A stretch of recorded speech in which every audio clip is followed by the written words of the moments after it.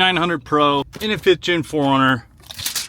Why would you need this style of dash cam? I think the answer is right there. If you're anything like me, you got stuff in the back, maybe a sleeping platform. You need to know more than what your rear view mirror will show you, which is, you know, just the back of the car. No good. And then you probably got dual swing outs, maybe some of these, maybe a big old 35-inch tall tire, and you want to see out of the back of the car and see what's going on. Now you could do a couple things. You can mount it in here like I did, or you could do a license plate mount. I have one that I could do out here. This is my backup camera on my car that points out. However, I didn't want to do that because I didn't really want it offset. So I went ahead and installed the camera up here. Used the kit and I was actually able to extend the wire pretty far. You can see this is just pretty solid right back here. It shoots out and we can see what you see on the screen here, which is what I'm going to show you. This is overall kind of the back of my setup right here, but just so you guys are aware. Now there is a wire that you were going to connect into the backup light, so it'll automatically turn to the backup camera when backing up. Also, this is kind of how I ran it. I just tucked it up in here and I used one of the existing spots like that right there. I used that. I drilled out the bracket, as you can see right here, and I went ahead and just mounted the camera in there. There is another interior one that kind of pops it down a little bit more if you want to use that. The other thing you want to do is then just pull back your plastics. I went ahead and just ran my stuff right up in here. Pretty straightforward pathway on these 4Runners. All you got to do here is literally just pull out your trim, which I think is the easiest way to do it, and then just yank out, and you'll be able to run your wire. You can see I actually ran my wire all the way up here behind the curtain airbag, so it's not impeding it at all. It's set up in the rear here. If you guys haven't seen it, that's my sleeping platform and that's my fridge. Pretty nice. Then I went ahead and just went right up in this area. You can see we just fished it right through here. Here's the wire. This just goes right down in this area and right up in the front of the windshield. G900 Pro has is actually this guy right here, which is your GPS. They show you to mount it in the front right, kind of in this orientation, and that's how I have that going. The 10 millimeter, 10 mil right there, and this whole thing popped off, and I just kind of ran it down in this general location, which is super straightforward. You just kind of tuck it up in here, and like I said, the wire, you're gonna want to tuck it right up in here. I used some gaffer's tape and just kind of typed it right in this area, and you'll see you'll have one for the GPS, which is this little guy right here. It's kind of headphone looking one. And then you have this one right here, which is a USB-C, which is for the camera in the back. Then you have the USB-C for the power. Also guys, I had another dash cam chilling in the front of the car. I highly recommend having a dash cam because you never know what's gonna happen. However, this one was a real pain in the butt to save video to. I always had to go back in. The user interface for actually going back and finding stuff wasn't extremely horrible, and this did have a rear backup camera, but it just started to fail on me. It was just saying like SD card error and all this stuff. So anyways, we went with the best, the Wolfbox Pro. Then you can see this is obviously right here. Now I just have this strapped over the mirror. It's a super simple installation of the actual dash cam itself. It's really easy. This just goes up and over.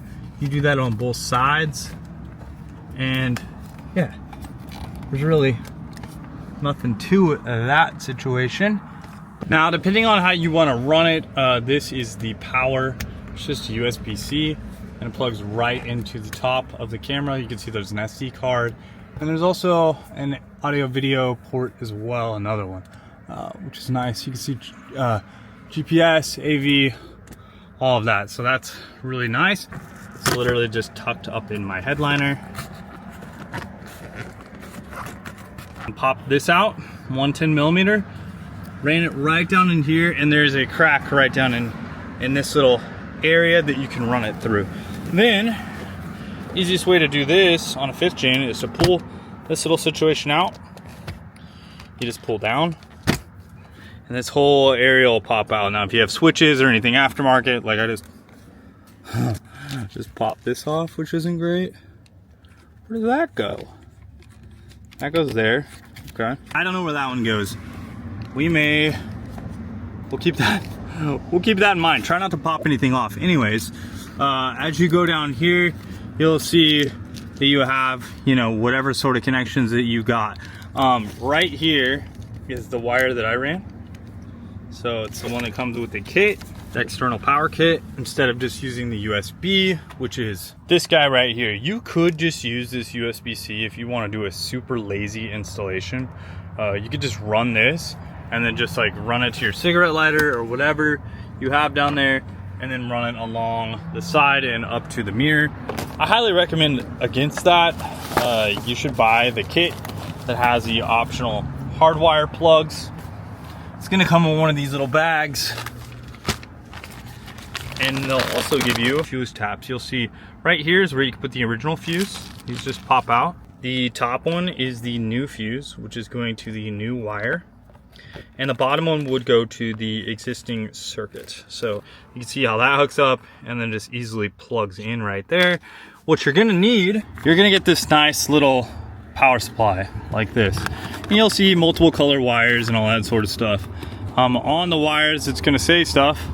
The red is the accessory, yellow is your battery plus, so that's your constant. The red is accessory, so that's on key, and then you're gonna hook up a ground. I just have my ground hooked up right there. Bottom one is what we're using for the yellow or the constant, and then the on key we're actually using on the second one on the third row there, right underneath that 15. So I'll try to throw that on the screen right here for you guys, but that's basically how I'm running those.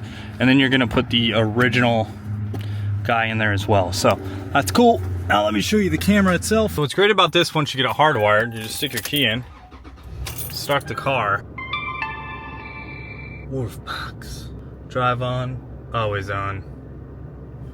And you can see I got my rear camera right there, which is really awesome. Say, display front camera. Show front camera. So you can just talk to it. Show rear camera. And it goes back and forth. You can also just hit this button right here, and it tells you all the commands, which is really nice. So like if you want to lock a video that's basically like recording stuff so you can save it and look at it later, you can say take a picture. I'll take the picture, turn the Wi-Fi on, turn the Wi-Fi off.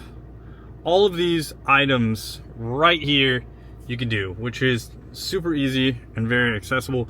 It's nice too because like I said, if you forget, boom, it's right there. So you're recording right there. If you need to do an emergency recording, just hit that middle button and it'll start locking out that video, and you can turn that off. You can kill the emergency if you need to, but it'll also store it.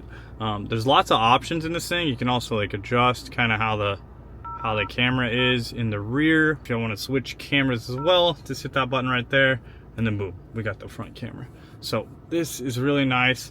We can change kind of the setup on this as well with our situation of what we're seeing, and it's really cool. It also tells you the mile per hour, what direction you're heading, the time, and the date, which is super cool. You just skip this, you can go to it, connect to your device. Wi-Fi on. I forget what the command is. I think that was it. Turn on Wi-Fi.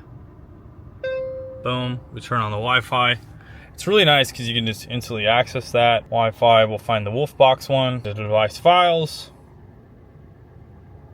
You can kind of see what we easily just saved in here and play it back.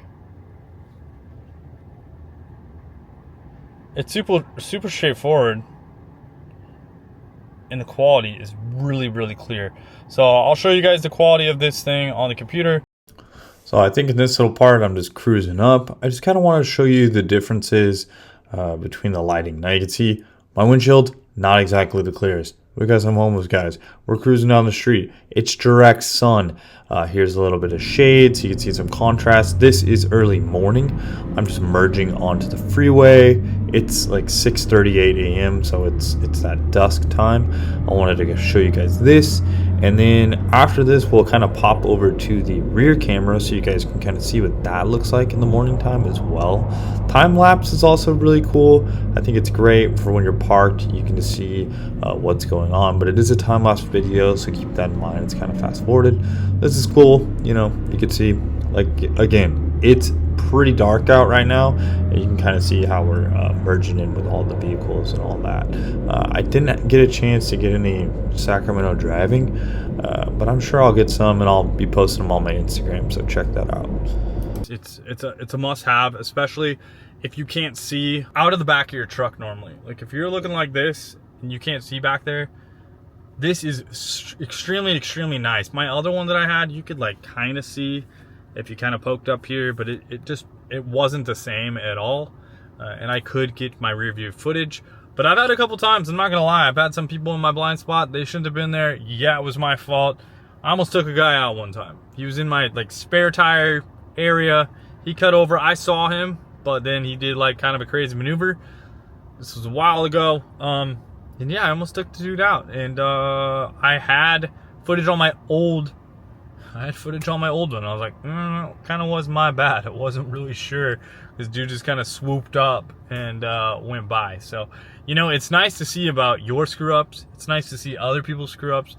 I live in Sacramento, so this place is full of just horrible drivers, I swear to God. Every time I road trip, I go all the way across the country. I'll go up, you know, Montana, Idaho, Washington, Oregon, all those spots. Seems like those people actually know how to drive. Once you hit California, you hit that state line, oh my God, it's a free-for-all. So you guys definitely need a camera. Like I said, I highly recommend this. Turn off Wi-Fi. It's just way too easy. Rear camera. Show rear camera. I love it. You know, it's hands-free. What more could you want if the thing works? And yeah, they're a little pricey. I'm not gonna lie. They are pricey, but I do think that this thing it's where it's at. You're not gonna find another dash camera that does what this thing does for you. It is really nice. So huge shout out to Wolfcam.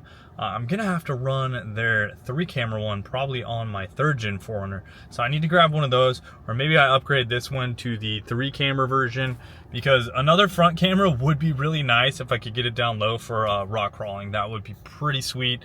Sometimes you get up there, your freaking truck's in the sky, you don't remember what's down below. So anyways, guys, I hope you enjoyed the video.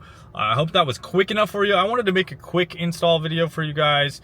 I know you can get pretty, I've gotten in depth with 5th gen dash cam stuff in the past, and most of you guys just want to see those things. Where did you run the wire, and what did you hook the fuses to? So thanks for watching. Hit that subscribe button if you haven't. Later, guys, and wrench out. Best thing of all, comes with a sticker. And if the sticker goes on the fridge, you know it's approved. Hell yeah.